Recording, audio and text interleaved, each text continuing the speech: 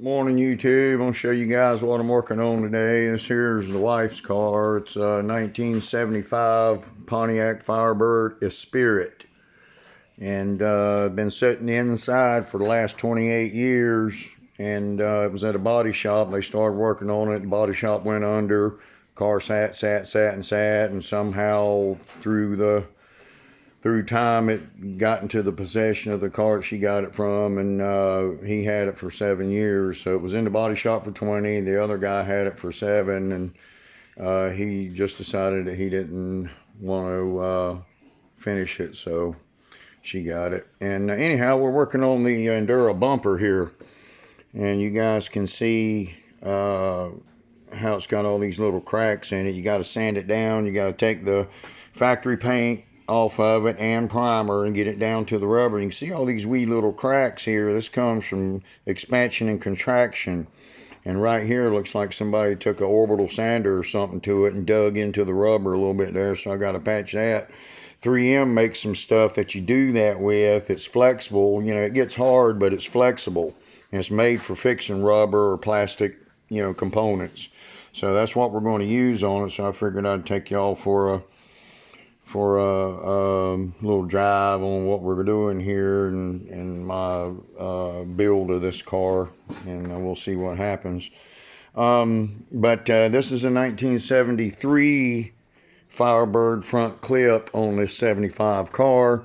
It's supposed to be a 352 barrel. The block numbers say it's either a 400 or a 428. I don't know for sure yet, but you can see, it's got the little ram air hood on it, and right here, you see the air comes in up here. You can see where my hand is right there. And I guess air comes through here and also goes through under here, because the way the factory is, see, it's open here. It's got the screens and stuff, and it's got the 3 holes for the air cleaner to seal up against. Now, I don't have none of that stuff, and probably won't never have it because it's super expensive and it's out of my range. But I'm going to drop my old 455 in it anyway, so we'll see what happens with that. But, man, this thing runs good. It's got all the bracketry on it, the air conditioning's still here. It hasn't been butchered. Nothing's been ripped out of it. Right there's the original color that the car was from the factory. And I'll show you all the interior.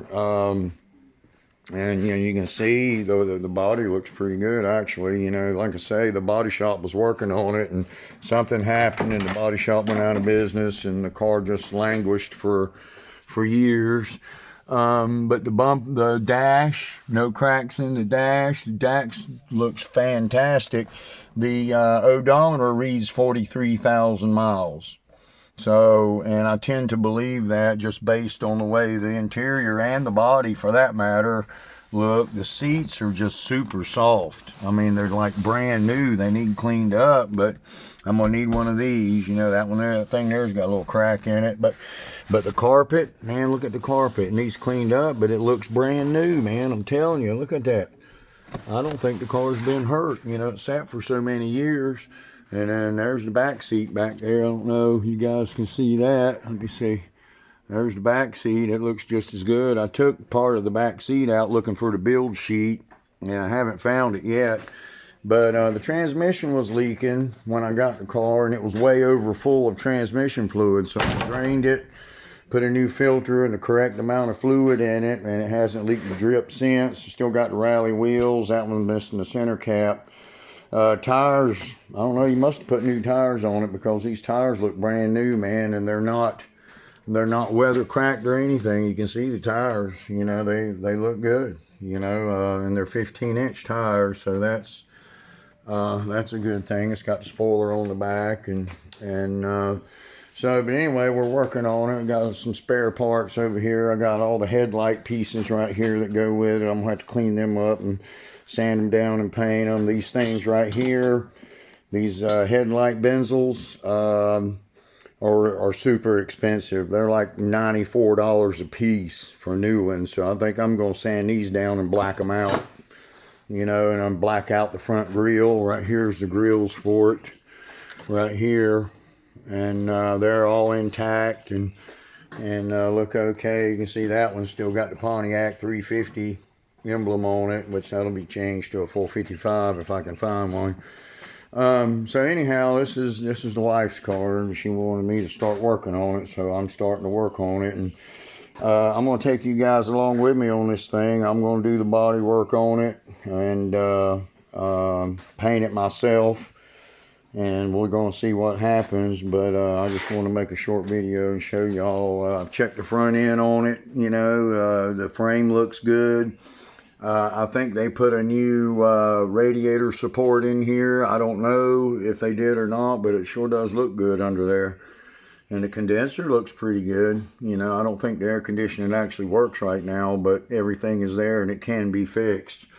And that's a must down here in North Carolina. You got to have air conditioning. When I was young, that would be the first casualty of war, you know, getting rid of all that weight. But this is going to be her car. It is her car, and she's going to want air conditioning. So we're going to put the 455 in it. Haven't decided whether or not we're going to leave the automatic or put a 4-speed in it. If I could afford to, I'd put an overdrive automatic in it, you know, maybe with a small stall converter or something like that, since that 455 has such a big cam in it. But we'll see, man. It's going to be a project. I got the front valance over here. This might be out of my range. I don't know.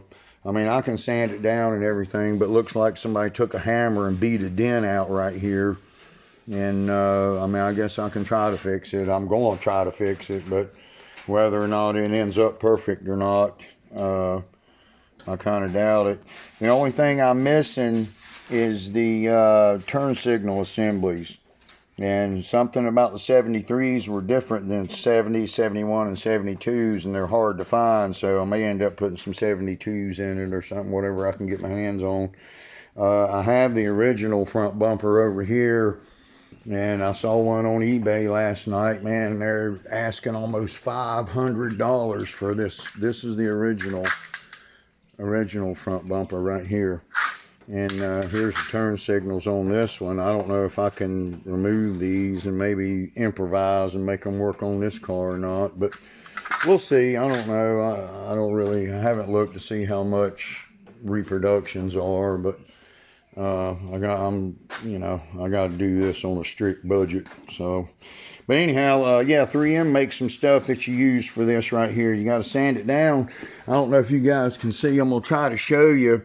Right here, you can see there's blue paint, and then there's primer, and then there's blue paint under the primer down here, and that started about right along in here somewhere, like that. So I assume that top's been done before.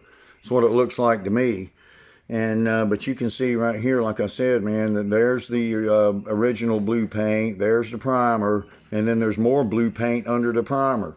So I don't know what's going on there, but you can see these little cracks here.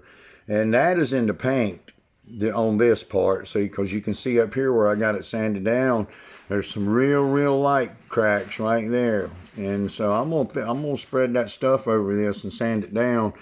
I was reading an article about doing these things, and for the real deep cracks, like right here, you see that? That's a pretty deep one right there.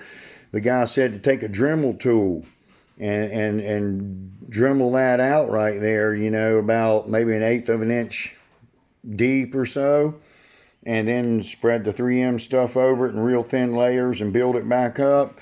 But I don't know about these real shallow ones here. I mean, you can't even really feel these. I don't know. I think I'm just going to sand it down real good and clean it off real good and run that stuff over this and see if I can fix it. I got a bad spot right there too that I think I can fix that. But you know, this is an old bumper, man, and you know, they expand and contract, and that's what happens to them over time, you know. And I'm not going to buy a new one. I can't afford a new one, and I think I can fix this one. They don't make new ones. If I did buy another one, it would be used, and it's going to need work. So we're going to fix this one.